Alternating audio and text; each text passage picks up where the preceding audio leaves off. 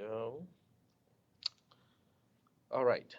So what we're going to do today is to continue the discussion of the processor, what is inside, and I'll give you another example of how instructions execute in this processor. So I will also point out again the important steps, in the execution of an instruction. So the fetch cycle, the decode cycle, and the execute cycle, they will all be mentioned again. And then at this point, I want to kind of point out that it's difficult for me to write notes, like I did before for this portion of the class, because it's not symbolic. In other words, things are not easy to convey with words. I mean, I can use a lot of words and with some screenshots, but it's not the same thing as just looking into the processor in LogicSim and then track down the nodes, track down the wires to figure out what the processor is doing. So that means, the way you study for this portion of the class is going to have to change a little bit. You probably still want to take notes on your own. In other words, things that are important, kind of jot down the notes. But the way you want to take the notes is you might want to print this particular diagram on paper or put it onto your iPad or whatever form you want to do it.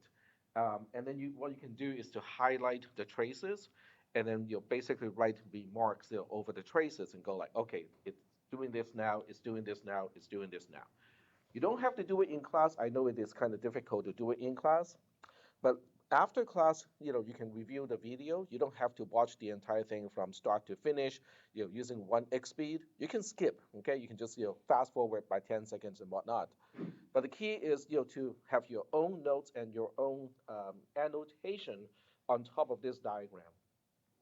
So one way you can generate that, ability or generate that diagram so that you can highlight and stuff like that is to go into print inside LogicSim.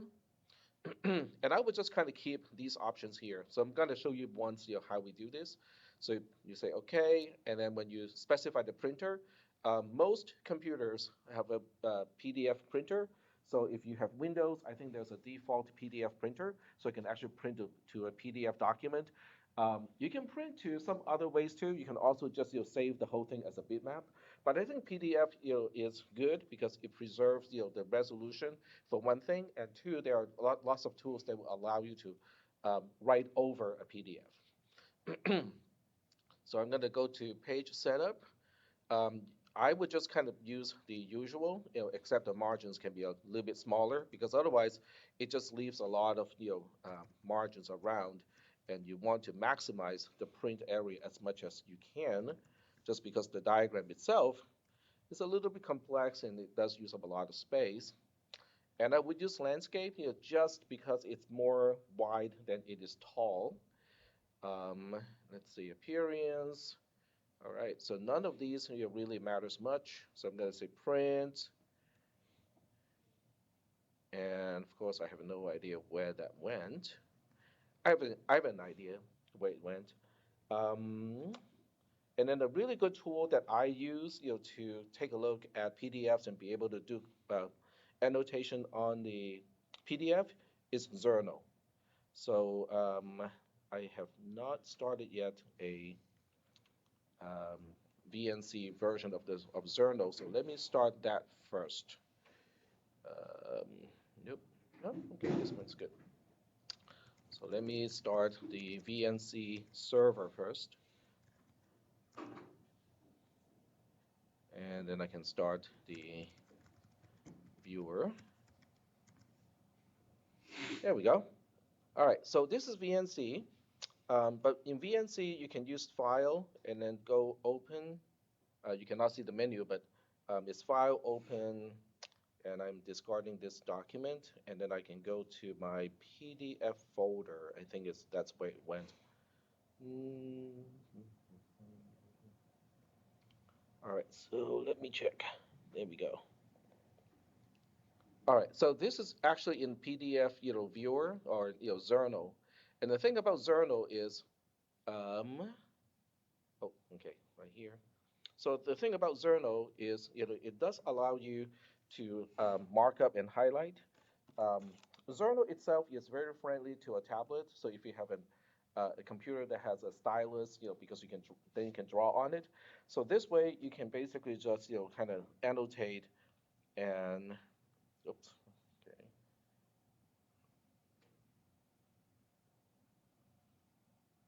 okay, and of course I have to adjust my stylus coordinate because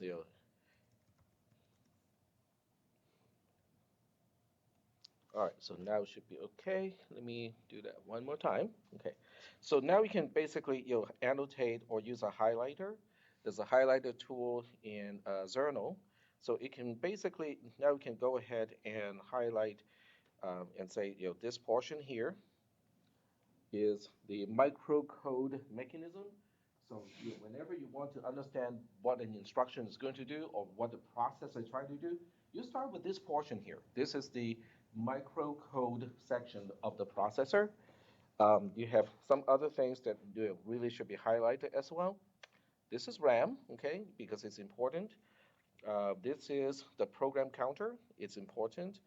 The instruction register is most of the time important. Um, and then you have the register bank, which is this one here, and then you have the ALU, and then the ALU attaches to the flags register. So I have just circled and identified the most important components of the entire processor. What about the rest? What about all those all those trapezoids? Well, they are just switches. Okay, their job is to route things between the major components. What I have highlighted here are the major components. So that means even though it looks really busy, but if you know where to look, it's actually not super complex. You always start with what am I trying to do, and um, then you try to figure out how to route from one component to another component. Is that okay so far? Yes? No? Maybe? I hope so. I hope this is okay because this is why I'm trying to tell you how to study for this portion of the class. And this is a great tool because you can always save the journal. Um, Unfortunately, the clone, or the VNC version of Zerno does not show this. So this is the actual Zerno screen. So when you go to save, you can save as a Zerno file, which means you can continue to make edits or to undo some of the early edits, which is great. But you can also, export it as a PDF. So you can always export as a PDF. So this way, the exported PDF would integrate everything from the imported PDF plus all your annotations on top of that. Is that okay? So this way you can start with one single PDF printed from Logisim and then be able to generate or save multiple copies in Zerno, each one to demonstrate one particular thing.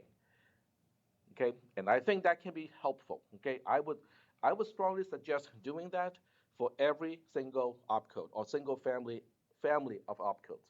So I wouldn't do one for addition and one for subtraction because they're very similar, but I would do one for subtraction, addition, and some of the other arithmetic operations, and then one for store, one for load, and one for LDI, the load immediate instruction, because that would be helpful. Okay. All right. So having said that, what we'll do today is to look into some additional instructions. Um, and let me put this thing away. And by the way, Zerno is available for all popular operating systems. So you can be running Windows, you can be running Linux or Mac OS. It's available for all of those platforms. You do not need to have a stylus, okay? It works without a stylus because in Zerno, you can use the text tool, which is this tool over here. It will allow you to basically just type on the screen. So it does give you that option as well. And there's also a ruler tool, and I think it just allows you to draw straight lines. So it's kind of handy, even without a stylus, you can still use it for a lot of stuff. So there's that about Zerno. What we are going to do today is to look at one particular instruction, and let me get to the right screen here. Um, right.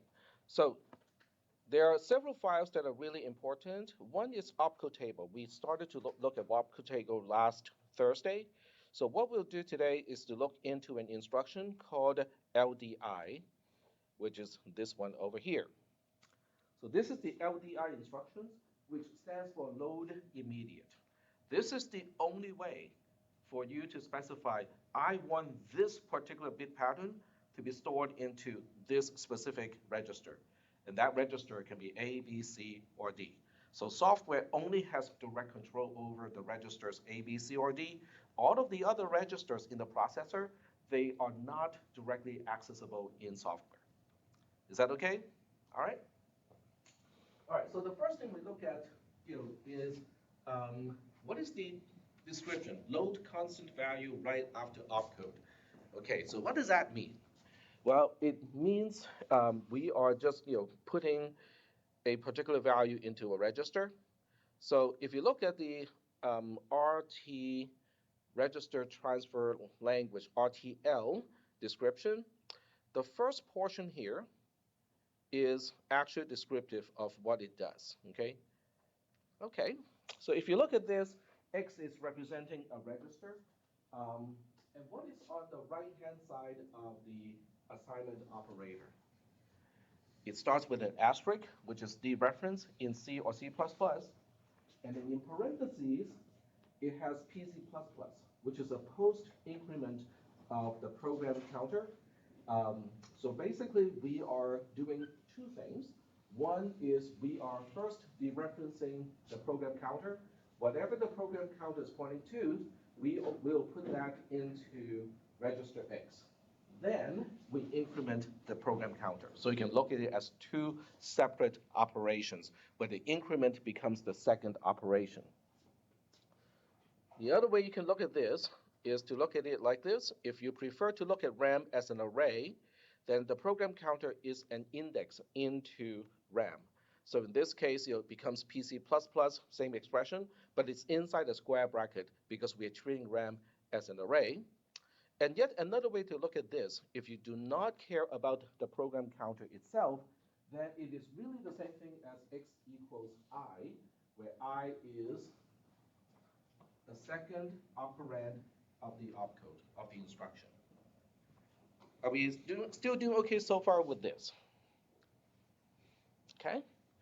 So one thing we're going to do today is to take a look at an example of the LDI instruction, how it executes, and also on top of that, we are going to kind of try out the assembler, because that's what your lab is going to do today, is to use the assembler. So we'll go ahead and start with the assembler first. The assembler is, well, the assembler. It is in the same folder as where you will find the rest of the files like opcode. So this is the assembler. It is a Google Sheet document, but it only works as a Google Sheet. So if anyone tries to download it and open it in Excel, it is not going to work. So I just double clicked it. Okay, this is the assembler. It has a little bit of revision change log here, and I can see everybody's here too, so that's good. The source tab is where you insert your source code. So I'm going to remove all of this code here. One thing about the source tab is you only want to erase things in column A, but do not touch column B. Do not try to remove an entire column. You just want to remove content. So you can highlight the entire thing, not a problem. Press the delete key if you want to remove everything in this column. That is okay too. But do not right click and then delete the column. That will not work, okay, because we will be changing the references to the columns later on. All right, so I'm going to use the assembler to specify the instruction that I'm going to test today, which is LDIC with a integer value. If we can give it any integer value in base 10, in this case, so I will give it an integer value of 56, okay? And follow that with a halt instruction. Can anyone guess what the halt instruction is going to do?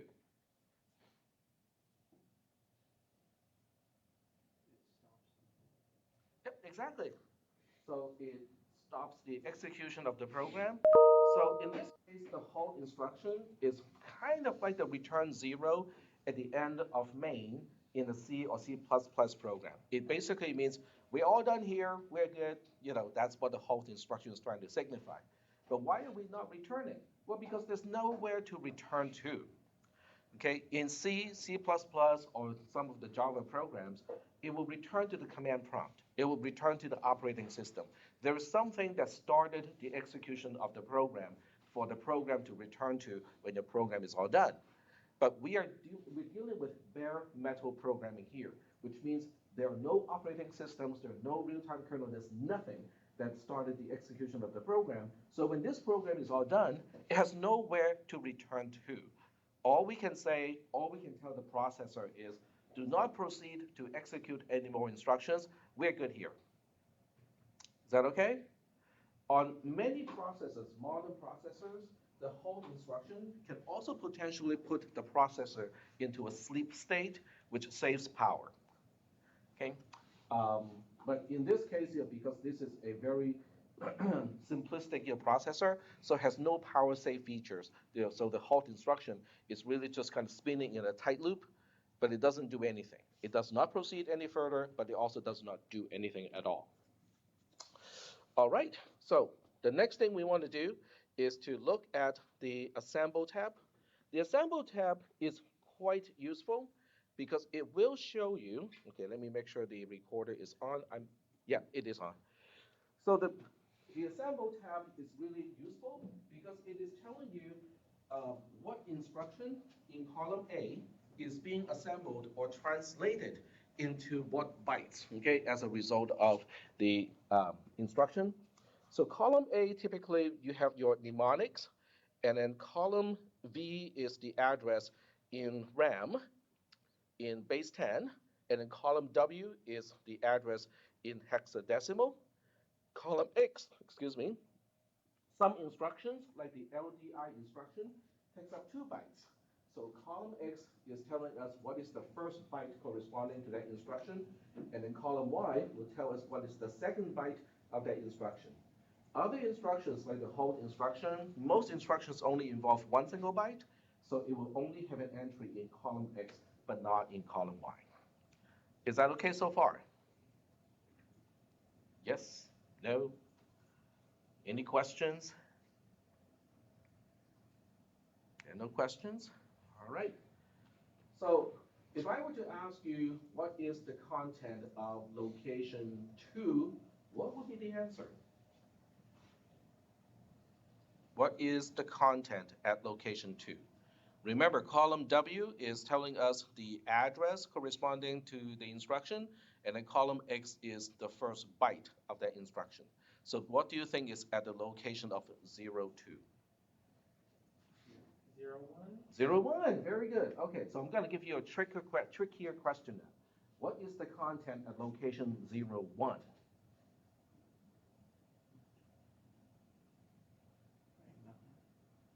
No, it's here. It is implied. Is it the halt instruction itself? No, or is it the float instruction? Okay, so the halt instruction is the second row. It starts at location 0, 2, but it only has 1 byte. So that means the content of 0, 1 is at the location of 0, 2, because column W is the address. But the question is, what about the content of location 0, 1? Now, if you look at column W, it does not say anything about 0, 1. But that's because whatever instruction that starts at location 0, 0 takes up 2 bytes. So what is the content at location 0, 1? 56. What we know as 56 in base 10, and in hexadecimal, it is known as 38, because it is 3 times 16, which is 48, plus 8. That becomes 56. Yep. All right. So are we good here? Because there's one question in today's lab that involves something like that. I see. Okay, so it's like you got the V, you got the W for the location, and then you got X, Y, Z, AA, AD. Yep. To show like what's at the various bytes. Yep. So this is the address. This is the first byte at exactly that address. But some instructions has a second byte, so that becomes the byte right after the address as indicated by column W. So that's why this particular byte 38 is the content at location 01. Okay, now this one is easier because at location 02, we just have the halt instruction. So are we good here? All right, so other than the two people who are currently absent, I don't expect you guys to be asking about that particular question in today's lab. All right, well, okay, so what are we going to do with this, right? So now we are going to transition to Logisim because we're going to try to run this program in Logisim. So this is Logisim. I started this yesterday and the program kind of partially executed. So if you have Logisim already executing a program, there's a way to do this, to restart the whole thing without having to exit from Logisim and then restart the whole thing. In order to do that, the first thing you need to do is to make sure the clock is not high. So you need to make sure the clock is at a low at this point. And then you can go ahead and go to, actually, I take it back. If you use simulate and reset simulation, clock can be anything. It will automatically reset everything to low. So that's going to be fine, but it will also reset RAM, so everything in RAM will be gone. Is that okay? So I'm going to give you the special instruction, only if you want to preserve what is in RAM, but you want to restart the program to run again from the beginning. All right. So you got a few ways to transfer the program from the spreadsheet into Logisim. So get back to the spreadsheet. You can basically copy these by hand. 6E3801. Okay. So we got what 6E. Oops. Okay. Click on the first. 6E, and then click again. 38. Oops. 3. Okay. 38 and 01. That will work. But is that what you want to do? What if your program has, the longest program you're likely to write in this particular class may have 100 or so bytes. Do you want to copy hexadecimal numbers, like 100 times? Probably not, right? Okay, so if that is not what you want to do, let me reset simulation again so I can clear the RAM content. There we go. So the other way to do this is to go back to the assembler. There's a special tab called RAM file. So you go to RAM file first, okay? Make sure that you're already on the RAM file tab. You go to file, and then you click download, and you want to download as a CSV or comma separated value file, like so. And I would configure the browser to ask you where to save the file to instead of just doing the automatic to the downloads folder, especially if you use a Mac. The reason why you have to pay special attention if you use a Mac is because in Mac OS, it it prevents Logisim from accessing certain folders. Everything that is under downloads, if I remember correctly, and everything that is a subfolder or under desktop, Logisim cannot access directly. So that means that when you save a file, you probably want to save it to a very specific folder that Logisim has access to. Okay, so in this case, I'm just going to save it to my temp folder. I'll call this, test.csv, which already exists, but that's okay because I'm just planning to overwrite it like so. Okay, so now we switch back to Logisim, and then we right-click on the RAM component. Do not right-click on the ROM component because we are not going to overwrite the ROM. If you overwrite the ROM, then you're going to have to re-download processor 0004.circ again because we don't want to mess up the microcode. So right-click on this, go to Load Image, and then go to the folder where your file is located, click Open, and voila. The content of the CSV is now loaded into the RAM component. So do we have any questions about how to quote unquote transfer the assembled program from the assembler, which is in the form of a spreadsheet, into Logisim? No questions? All right. So now we can run the program. So when we run this program, we are going to do it the same way as on Thursday, which means I'm going to explain again, step by step, blow by blow, edge by edge, how this all is going to happen. So after a reset, microcode pointer is going to be zeroed, just like all the other registers. So that means the ROM is addressed at location 000.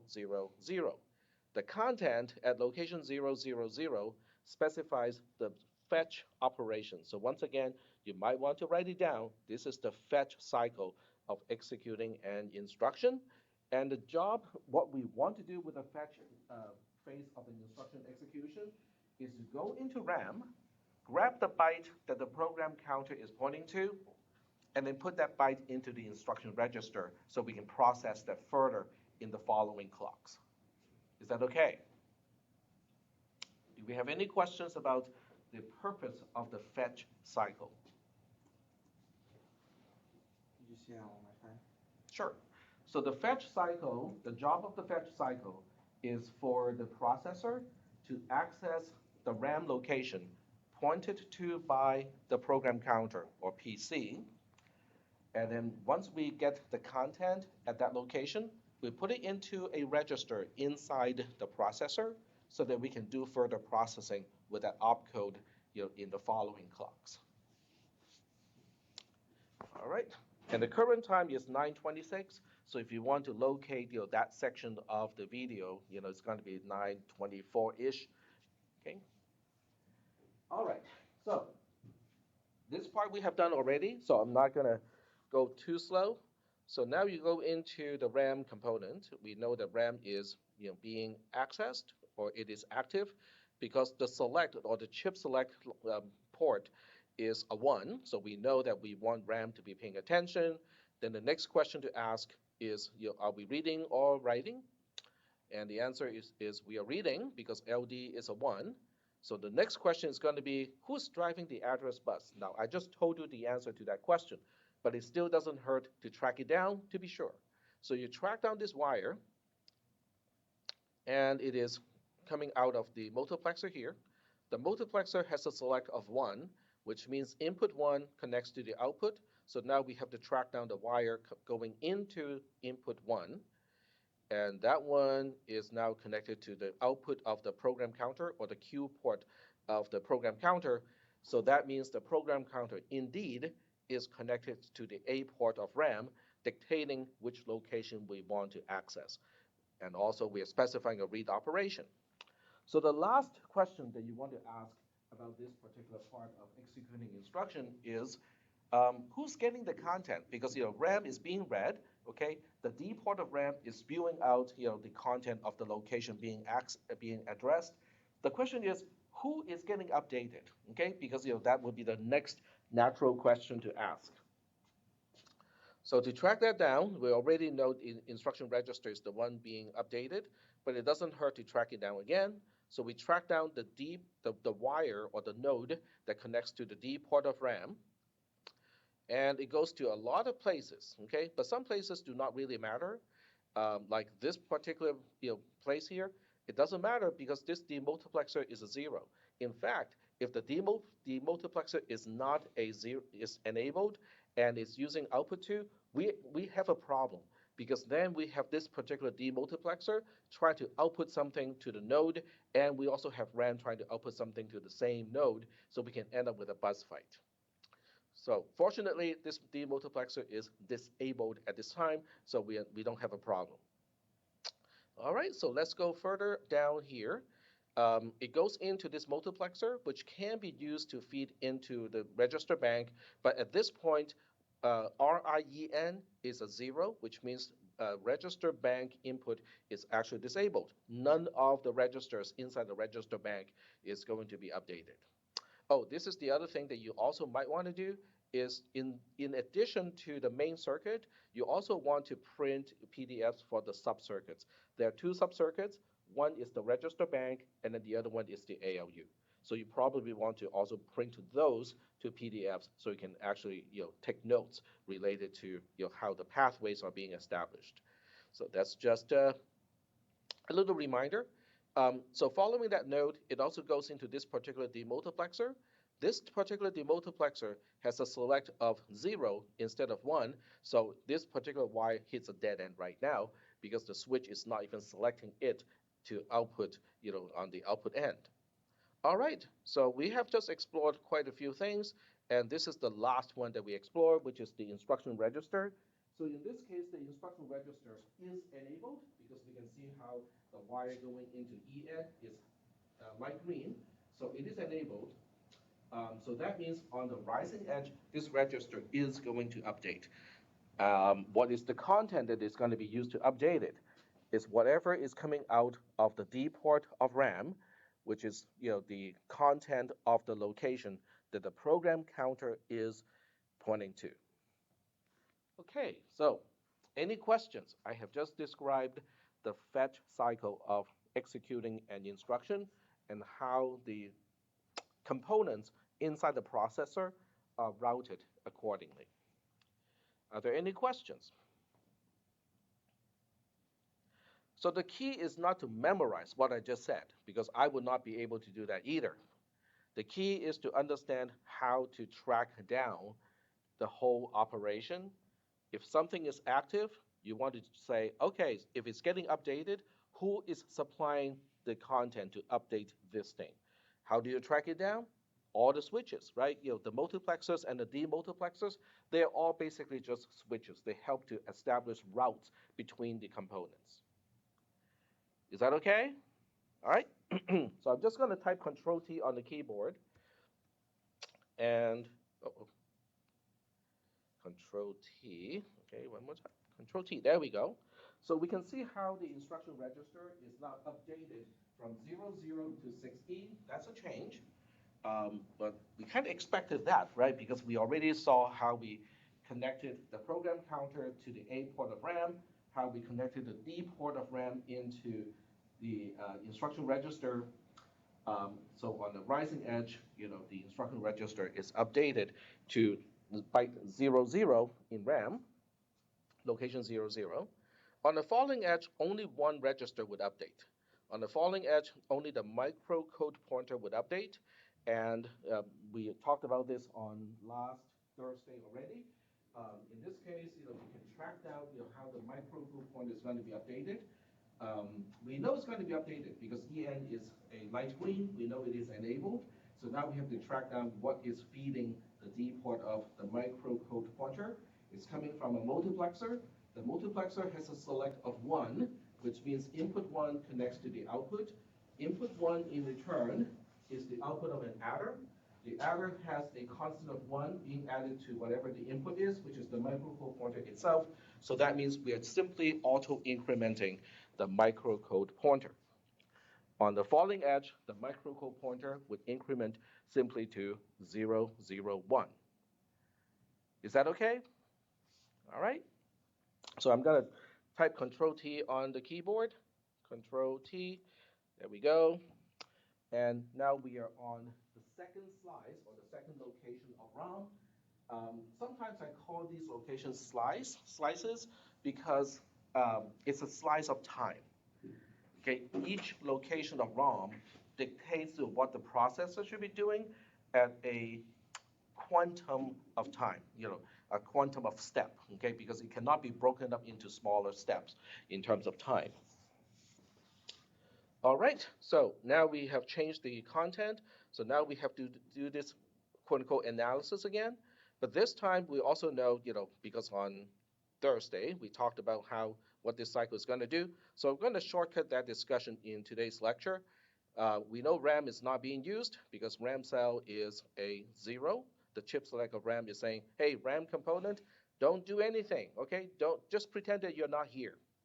All right, well, that's fine. So I would like to pull, okay, actually I don't have to pull that. I can just show you.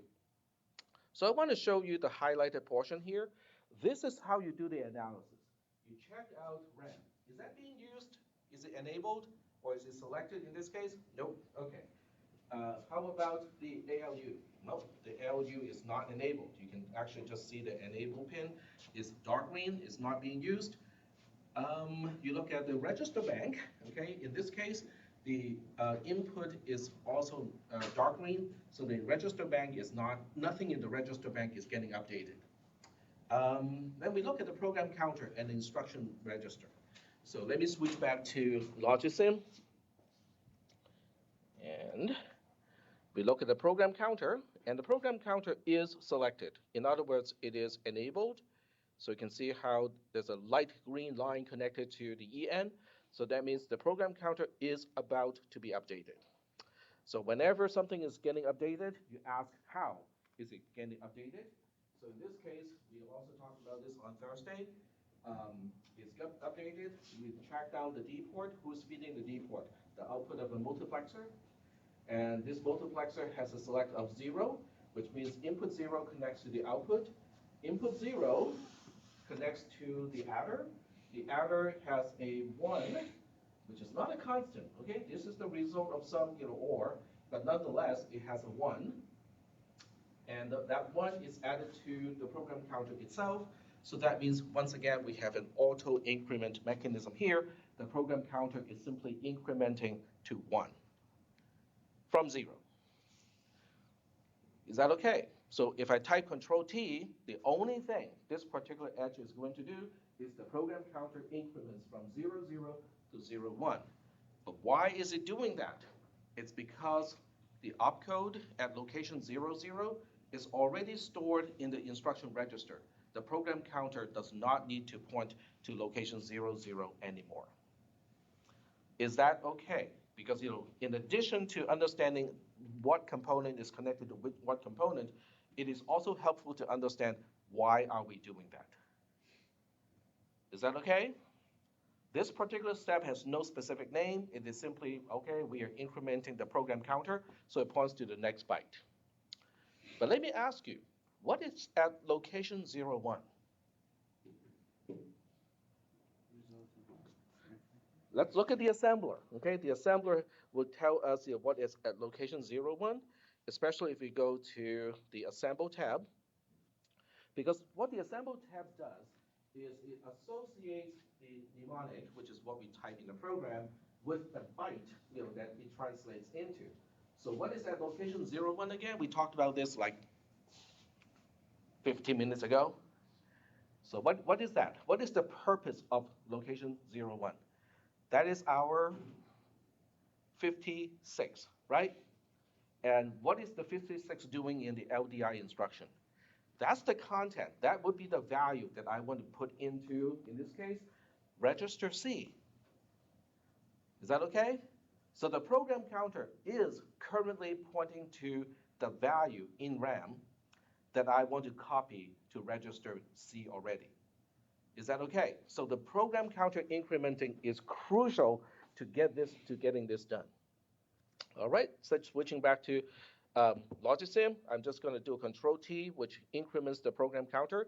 So I would like to divert your attention to the program counter, and Control T just increments it to 0, 1. Now the next clock cycle is also important.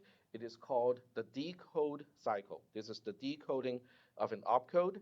The current time is 9:38. This is my hint, my strong hint of you might want to jot that down in case you want to listen to this part of the lecture again. This is the decode cycle. It's a falling edge, which means the only thing that's going to do something about this is the microcode pointer. The microcode pointer is always enabled, so we don't have to ask the question of, is it enabled? Yep, it is always enabled. So the question is, what is feeding the D port? The D port is connected to the output of a multiplexer. This time the multiplexer has a select of 0, which means the input 0 of this multiplexer connects to the output, which is then used to update the microcode pointer. Input 0 of this multiplexer comes from a merger or a splitter, depending on the direction you want to look at this. The least significant 4 bits, bit 0 to bit 3, they are all zeros. Okay, so it's a constant of 0. In other words, we can count on the result being blah blah 0 in the microcode pointer. What about the other bits? Well, bit 4 to bit 11 of the splitter connects to the tunnel that we call instruction. The tunnel of instruction connects to the instruction register. It is the output of the instruction register. So right here. So that means we are using the content of the instruction register, which is the opcode corresponding to the LDI instruction. That is going to be that's going to become bit 4 to bit 11 of the pattern that we use to update the microcode pointer. So before I click or before I type Control T again, can somebody tell me what is going to be the new content of the microcode pointer after I type Control T? A rising edge or a falling? We're about to have a falling edge because clock is high at this point. So when I type Control T, it's going to be a falling edge. It's going to increment by one. Hmm? It's going to increment by one. Why would we? But it's not connected to the incrementer. See, this connects to input 1, and the selector is selecting input 0. So what is the new content of the microcode pointer? Is it 000 or? Nope. Nope. Nope. It has to do with, remember what I just said, okay? We're using input 0 of the multiplexer. Input 0 connects to a merger. The least significant 4 bits are guaranteed to be 0 because it's a constant. The most significant 8 bits come from instruction as a tunnel. And instruction as a tunnel connects to the output of the instruction register. So once again, what would be the value of the microcode pointer once I perform that falling edge?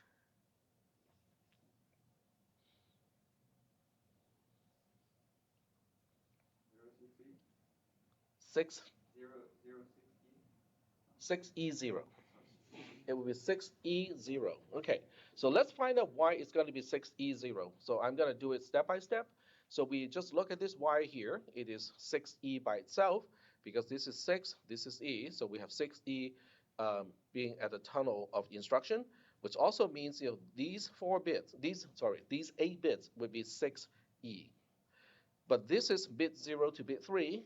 So that's why the output of the merger is going to be 6E0. This is 6, this is E, this is 0. So I think you just misplaced the extra 4 bits to the most significant part, but it's actually the least significant part. So that means on the falling edge, the microcode pointer is going to update to 6E0. Is that okay? But if the microcode pointer updates to 6E0, what's going to happen to the byte or the location that we are addressing in ROM? That will also go to 6E0. Is that okay? All right. All right, so here we go. Control T, and here we go. Okay, so we can see how I have to move my mouse pointer just a little bit. But you can see how the microcode pointer itself updates to 6E0, and because that is used that's connected to the A port of ROM, and that's why in ROM we are now addressing the location of 6E0, which is this weird content of 1D80056. That becomes the output of the D port of ROM, which also means the bit pattern of 1D80056 is now determining the connectivity between components for the rest of the processor. Is that okay? Do we have any questions up to this point?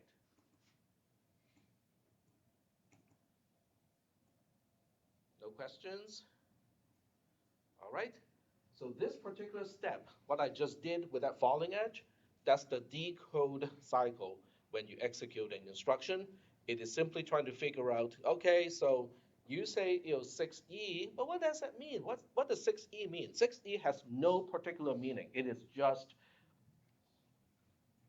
a bit pattern that I use to specify this location here. The real meaning is the content at 6E0 in ROM. That is the actual meaning, and it determines the rest of the processor. Yep. What does the 1D856 mean? It's just, Well, it's a long bit pattern. Okay, so 1D80056. Let me get back to my text editor. There we go. All right, so let's go ahead and check out what bit pattern we are trying to what we're trying to specify here. Okay, so I'm going to get rid of this stuff. 1D80056. Okay, so that would be 0001, 1101, 1000, 0101, and 0110. That's what it means. But not all, um, let me see, not all 28 bits are actually the output. The output only has 26 bits, so only this portion forms the output of the D port of ROM. Is that okay? So now the question is, what are these bits doing? So that depends on the splitter. There are two splitters responsible to break these 26 bits into bundles that are actually meaningful. So this is one splitter. This is one splitter that will do one part of the job, and this is the main splitter that will do the rest of the job. So eventually, we break it all down to, are we updating a register in the register bank? Which register do we want to update? Are we enabling the output zero of the register bank? Which register should we output to output zero of the register bank? Blah, blah, blah, blah, blah. Okay? Is that okay? Are we doing okay so far? Now, the question is, okay, if the question is this complex? The answer is yes and no. Yes, because there's a lot of detail to track down. Okay, look at this. I mean, you have to track down all 26 bits, where they're supposed to go, what they're supposed to be doing to the rest of the components. Yes, so it is complex from the perspective of there's a lot of detail to track. But is it complex from the perspective of concept? The answer is, I hope not. Okay?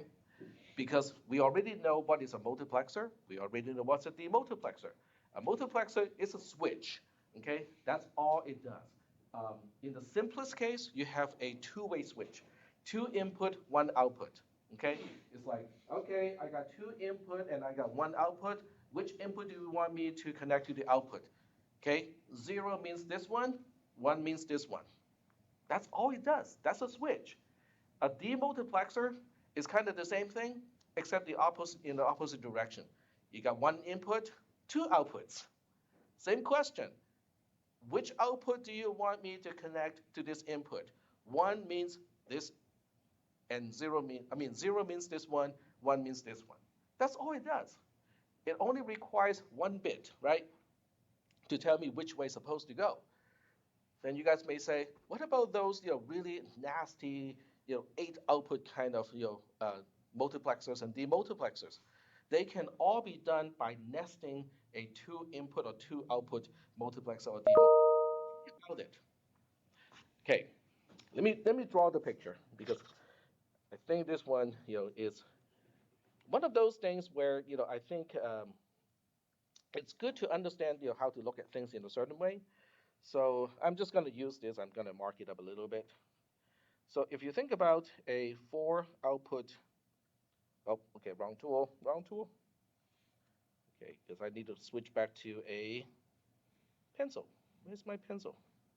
Right there, I got my pencil. I have deselect the ruler, that's all. Okay, so if we have a 4 output demultiplexer that has 2 select bits, it's really kind of the same thing as a nested hierarchy of um, 2 output demultiplexers. Or, yeah, so here's one, except this one goes into the input of another one that also has 2 outputs. This one goes into another one that also has 2 outputs. Bit 0 is used to switch this guy. Bit 1, oops, the other way around. Okay, never mind, sorry. Okay. The least significant bit is used to select this one. The most significant bit is used to select this one. and this one over here. Do you now see how a four output, two select bit, demultiplexer can be implemented using a hierarchy of just two output single select bit type of demultiplexer. Are we good here? Yep. Well, what determines, what was that thing that was coming out of the original multiplexer? You mean the four outputs? Yeah, the 2-bit thing that's like. Yeah, that's the select. That's the gray select. dot thing. And we have something else telling the select what to select. They don't have any enable, because that's also configurable. Yeah, but all of these would have the same enable. Yeah. Is that okay? Does everybody understand, how to kind of look at a more complex device as a hierarchy of simpler devices? Okay, all right. So getting back to the discussion of the circuitry here, okay? So it is complex from the perspective there is a lot of detail, which also means, you might want to bring pictures of the processor, the register bank, and also the ALU in the next exam. If I were you, I would print out a stack of those diagrams as soon as possible, so that way I won't forget.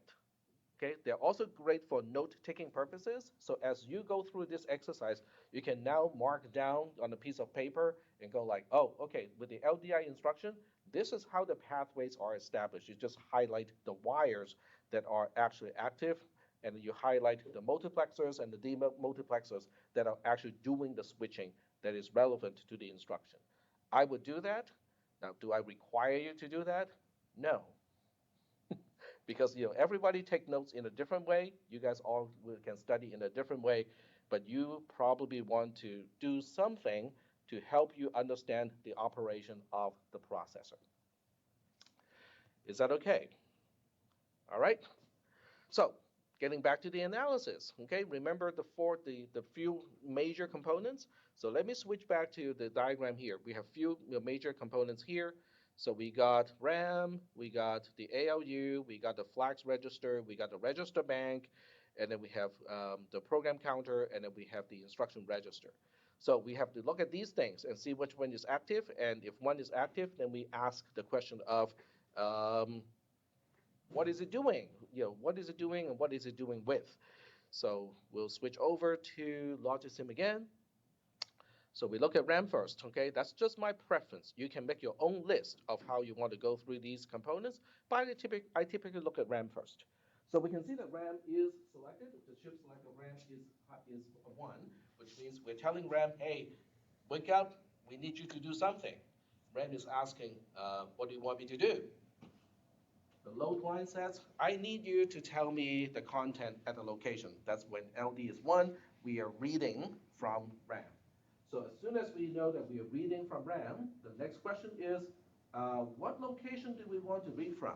In other words, we are not only asking what is the address of the A port, we're asking who is specifying that address. So once again, we tracked it down to a multiplexer. The multiplexer has a select of 1, which means input 1 connects to the output of this multiplexer. Then we go further back to track down who connects to that particular wire. It is the program counter indeed. So that means the program counter is telling RAM which location to access. The next question is, what are you going to do with the output of RAM? Because now RAM is outputting the content at that location, which is 3.8. We can see 3.8 is 0011, that's the 3, and then 1000 is the 8, so 3.8 is on this particular node. So the next question is, who's paying attention to that node and trying to get something updated? So last time we went to the instruction register, it got updated in the fetch cycle. This time it is not enabled, so the instruction register is not getting updated. We look into this demultiplexer. It is disabled. Very good, because we definitely do not want this demultiplexer to be enabled. All right, cool. And then we go into this particular multiplexer. Um, and this time RI mux is a 0, which means input 0 connects to the output. And input enable is a light green for the register bank. So maybe we are doing something with the register bank, right? So in that case, we look into the register bank, right click, go to view reg bank, and now we can see that, the decoder has a 1, and that's causing whatever um, the select is selecting to be a 1. The select is 1, 0, so that means output 0, output 1, this is output 2. Output 2 is the only one that has a 1, which now connects to the enable of register C. So register C is enabled. Okay, on the next rising edge, it's going to quote unquote, it's going to update. Not no quote unquote, it is going to update. What is it going to update with? The input of the register says it's connected to register in, which is also 3.8. So on the rising edge, we now know register C is going to update to 3.8. Is that okay so far? Um, what is 3.8 again? What is the context of 3.8? Why are we putting 3.8 into register C? It's 56, which is the constant that we want to put into register C according to the LDI instruction. This is what we wanted the processor to do. Okay, so now we type Control T, um, and register C is changed to 3.8. Excellent. Now we have a falling edge.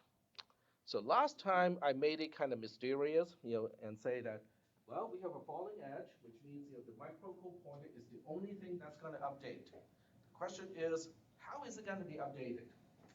The select of the multiplexer feeding to the D port has a light green line, which is a 1. So that means input 1 connects to the microcode pointer. Input 1 in return, so input 1 in return connects to the output of the adder. So we are simply incrementing the microcode pointer. So you would expect to see the microcode pointer to increment to 6E1, but it's not going to be what you're seeing, okay? Last time we already did that, okay? Somehow it got 0, 0, 0. So the question is, why did it go to 0, 0, 0, okay? So to understand that, we need to go into the ROM component. So you have to do a right click, go to edit content. This will give you a view of all the locations in ROM, or you can at least navigate to all the locations in ROM. And the one that we are at right now is 6E0. So 6E0 is right here. So the next location is 2 followed by 6 zeros. So what bit pattern are we trying to specify? Well, let's see. So I go to my text editor. So this time we have 2 followed by 6 zeros. 1, 2, whoops. 1, 2, 3, 4, 5, 6. 2 is 0, 0, 1, 0. The rest, guess what, are all zeros, which means I only have one of the output of ROM being a 1. The question is, what is the position of this 1 here? So can someone tell me which bit are we talking about here? What is the bit position of that 1?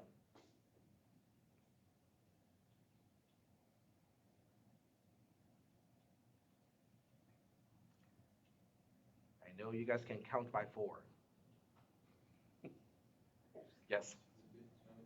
It's bit 25. Indeed, it is bit 25, which is the most significant bit of the output because the ROM only has 26 bits as the output.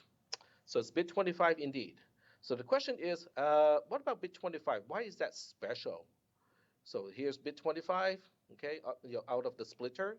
It goes into OR gate, right? And the output of the OR gate, guess where it goes?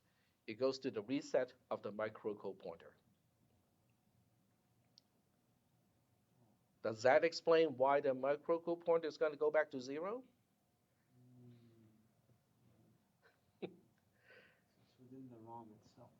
Hmm? It's like Yes. within the ROM So the itself. output of ROM has an output that resets the very pointer that controls the addressing of the ROM itself. Yep. And depending on what the ROM wants to do. We can either choose to clear or choose to. Yep.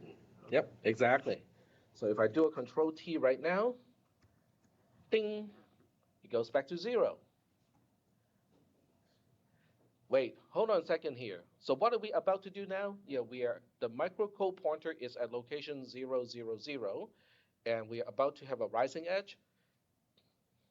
Should I repeat myself from earlier in the lecture? Or you guys are going like, yeah, we know what this is going to do because I just explained this like maybe 45 minutes ago. What cycle are we on? Remember, executing instruction has 3 cycles. Which cycle are we at this point? The fetch cycle. Very good. So we are now back to the fetch cycle, but where are we fetching from? You can actually see it from, no, you cannot see it. But where are we fetching from? Location 00 is 6E, which is the opcode for the LDI instruction. Location 01 is 38, which is the immediate value that we want to put into register C, and we are done with that portion already. So where are we fetching from?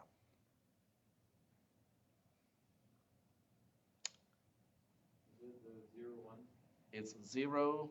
Okay, so when you said 01, are you talking about the content is 01 or the address is 01?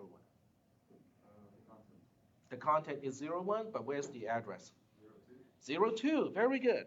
So the program counter is actually at 02 right now because I forgot to show you that when we execute the LDI instruction, it also auto increment the program counter. Because once we grab that byte from RAM and store the content of that byte into register C, we have no use of that byte anymore. It is not an instruction. So that's why we have to auto increment in the LDI instruction. So the program counter will once again point to the next opcode available to execute. Is that okay? So the program counter is indeed at 02. So this time we are about to execute the halt instruction, which has an opcode of 01. So I'm going to fast forward the fetch and decode, and we'll get to the execute cycle because otherwise the first two are going to be the same. So Control T, this is our fetch, and you can see how the instruction register is now the halt instruction. And then we have the following edge is going to increment the microcode pointer. So microcode pointer is updated to 001, and another Control T is going to decode. So this is, oh, no, excuse me, we already finished, no, wait, okay, the increment, okay, Control T again, this is going to be a rising edge, and then the program counter will increment to 03 from 02, so focus on the program counter. So Control T increments the program counter. This falling edge, when the microcode pointer is at location 001 and we have a falling edge, that's the decode of the opcode. Okay, so Control T, and now we are decoding to location 010. So now we are in the execute cycle of the instruction, meaning that we are at the location of ROM that is specific to the opcode. That's the execute cycle. All right? So what are we doing with this execute cycle?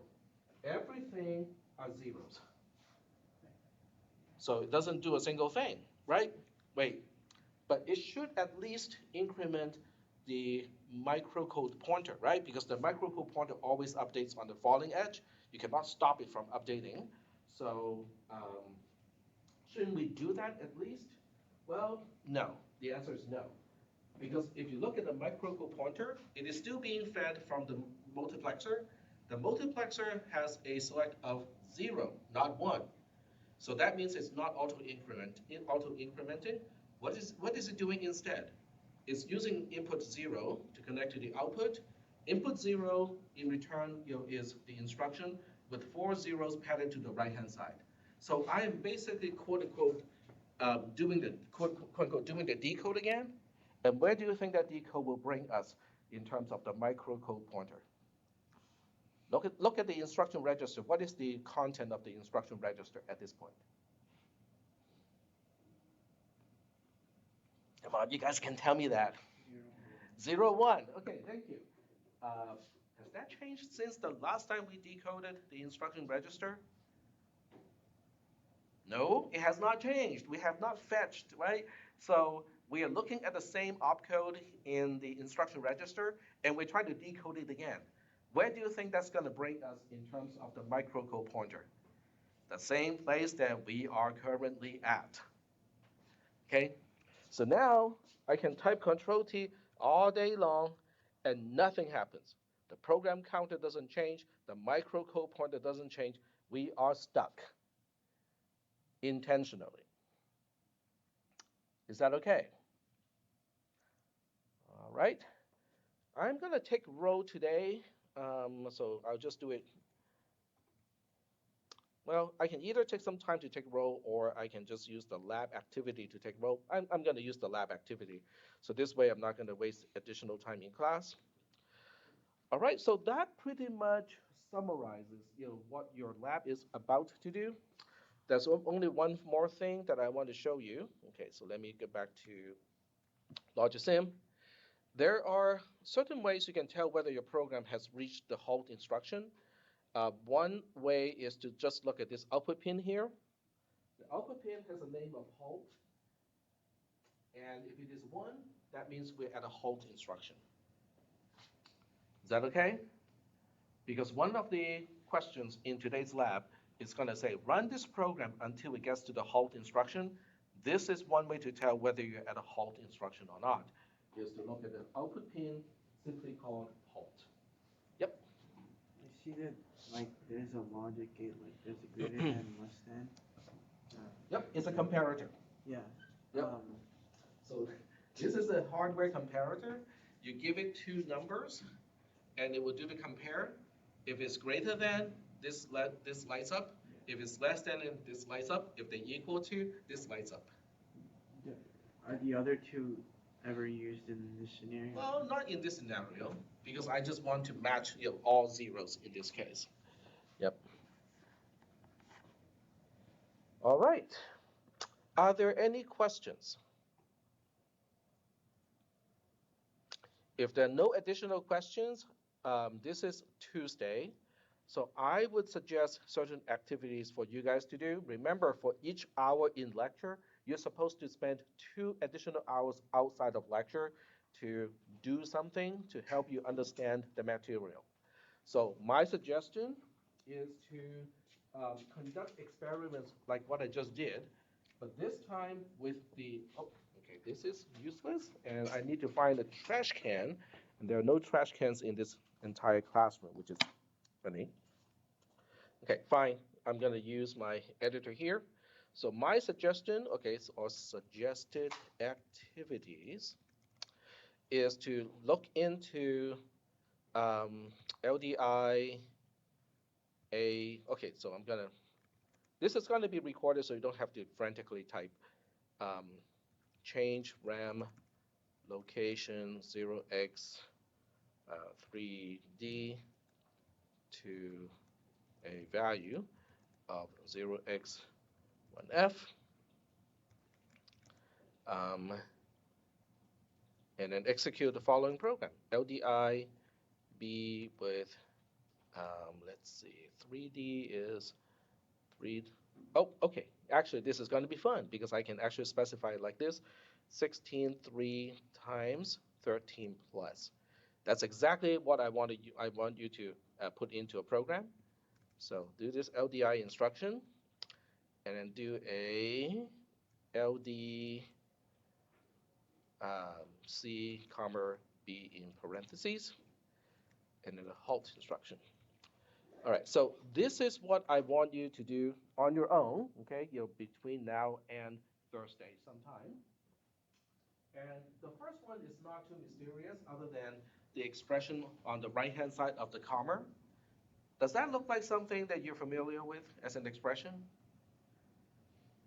It's equivalent to 3 times 16 plus 13. And then you go like, but Tech, aren't you taking the Yoda talk a little bit too far? Because this seems like what Yoda would say, right?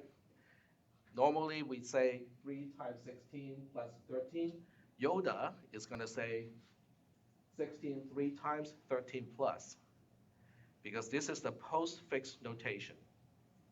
Okay, the assembler understands postfix notation instead of what we are used to, which is the infix notation, for one reason, and one reason alone.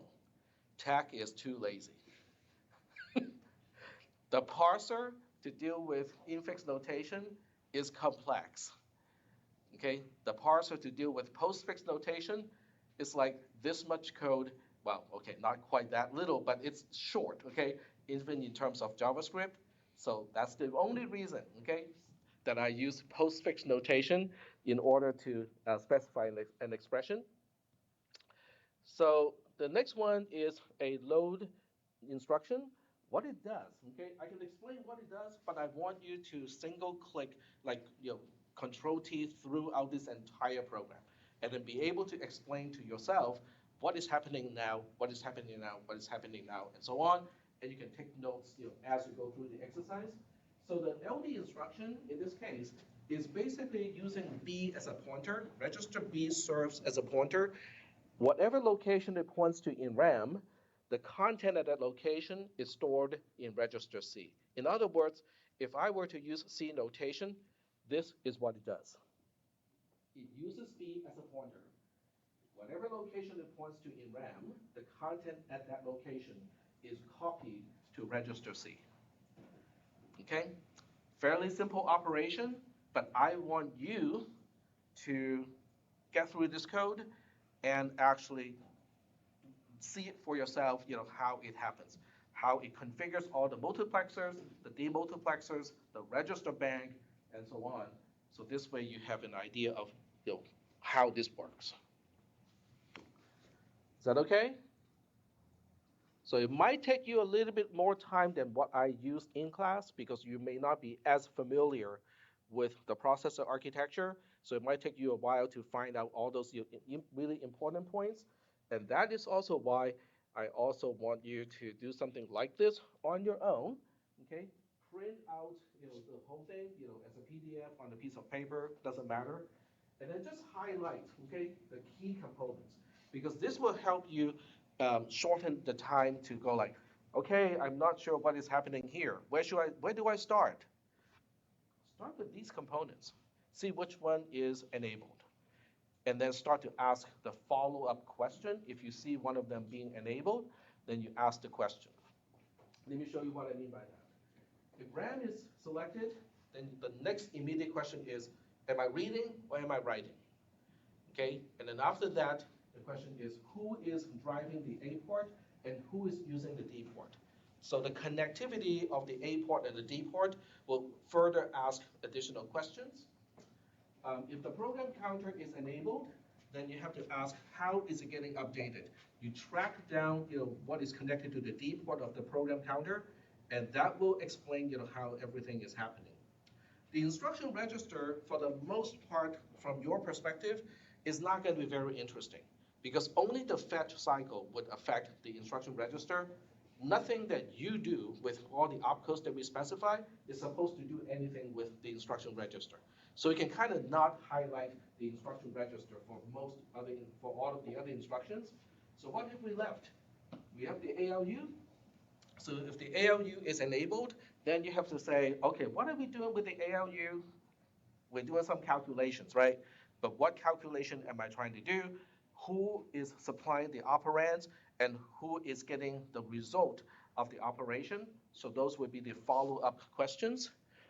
If you see the register bank itself having the input enabled, being light green, or if you see register output 0 being enabled, then the question is, what are we doing with the register bank? Who is getting updated inside the register bank, and who is applying the value to update the register bank with? So those would be the kind of questions that you can ask when you're in the execute cycle of an instruction, of an opcode. Are we okay with that? Is that okay? All right. So remember, this is really important to do it now, because if you do it now, you will gain a better understanding of how the processor works, And you will also be able to understand and be able to differentiate a few things that are very similar, but yet they are not the same. Let me point out what those few instructions are, and we can talk about how they differentiate from each other. One is LDI, okay? One is LD, and the other one is CPR. These three instructions, they all modify a register. The first one modifies a register, and the content that you put into a register is basically a constant, like 23 here. The next one is going to use another register. It can be the same register if you want to. In other words, this can be the same register. Usually it is a different one, but in certain occasions, it can be the same. This one is, okay, let me use the C notation too, so this way you know what they're actually doing. This one is simply saying, A gets 23. This one says A gets whatever B is pointing to in RAM. This one is simply saying A gets B without the dereference. Okay? But what I want you to do is to write these instructions, single click through the execution, so you can actually see how the pathways are being established between the components and how these instructions are all different when it comes to how the calculation or how the operation is performed. All right? Is that okay? All right. So later on, in this class, we'll be writing longer programs, which means, when you use the assembler, it will get cumbersome to kind of load the program from the spreadsheet into Logisim. And also, tracking down the execution of a program is going to also be a little bit tedious, okay? In other words, how are you going to debug a program in Logisim?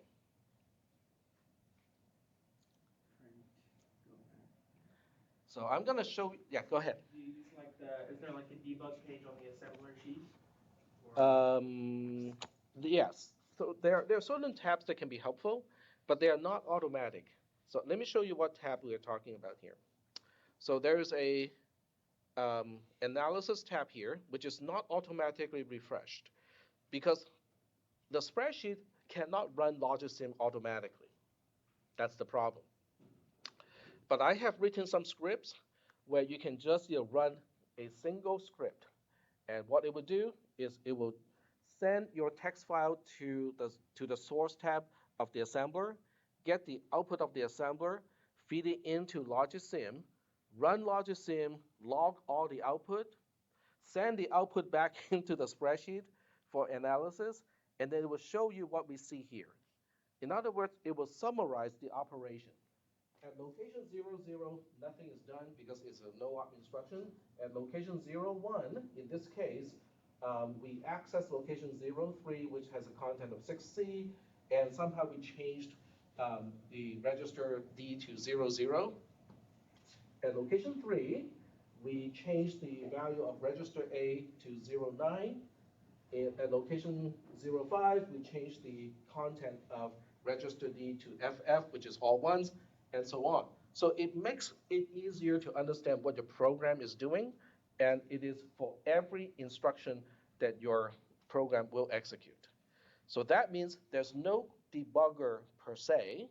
You cannot set up a breakpoint, but after the fact, you can go back to the trace and say, did I go through this loop 4 times or 5 times? You can just count, okay?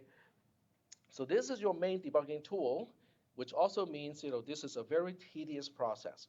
I wrote a script to make it very easy.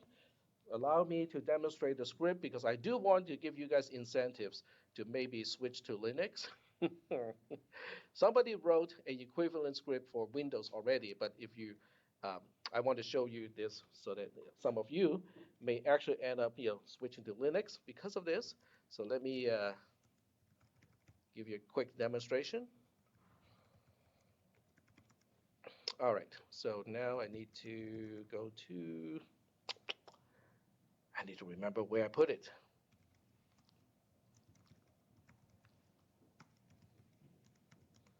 All right, it's called River Spider, and I cannot even remember why I call that River Spider.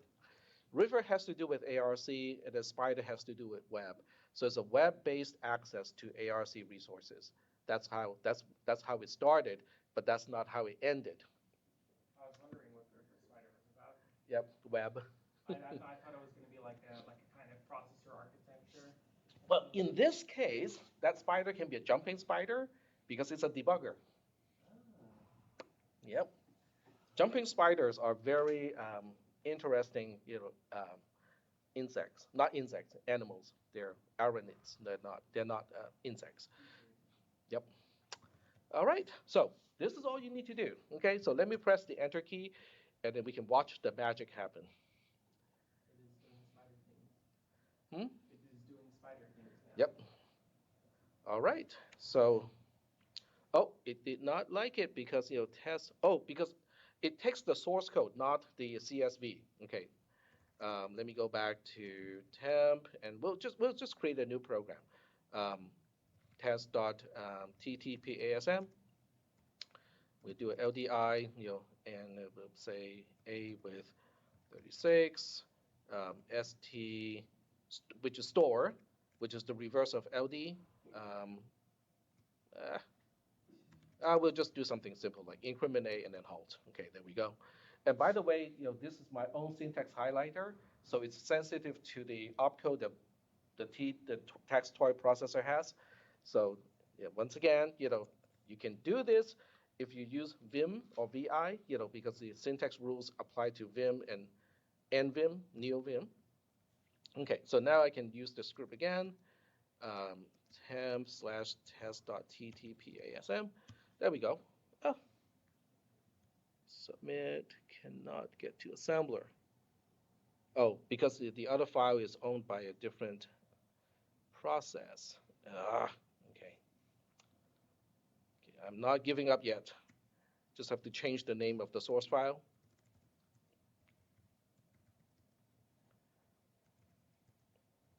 Test one. All right, let's do that one more time. Test1.ttpasm. There we go. So it would go through the assembling. Takes a while. Oh, okay, never mind. I have a I have a problem with Java for some reason. I don't know exactly why, but no authorization. Oh, because it wants to connect to X11 because Java natively thinks it might need to use the GUI, but this is a different account, so it doesn't work. Never mind, I'll get this working next time. But the whole point is with one single command, it will do all of the above, okay? It will take a text file, send it to the source tab, assemble the whole thing, download the object code back, run it in Logisim, log the execution in Logisim, send the raw output back to the spreadsheet, and then summarize the actual execution of the program, all in one single command. But I will show you guys how to do it without the script. You can all do all of that manually. It's just a little bit more complicated. But for now, for this lab, you don't need to do that. So this is just for future reference. All right, so I'll get this up and running next time and show you. And then for today, the lab has a access code. So let me show you the access code of today's lab. So today's lab is all the way down here. It's called Familiarizing with the TTP toolchain. Once again, what is TTP? Text Toy Processor. That's what TTP is representing. And the access code is TTP-ASM itself. So it's Text Toy Processor Assembly Language. So TTP-ASM. And we are now ready to release it. I'll give you guys till noon. So there we go. All right, so when you're doing the lab, don't rush yourselves, okay? Because the lab itself contains instruction and also some discussion of the concepts. So the lab by itself is a part of quote unquote the lecture as well. So there we go. Are there any questions before I turn off the recorder? Okay, doesn't look like there are any questions. I will turn off the recorder.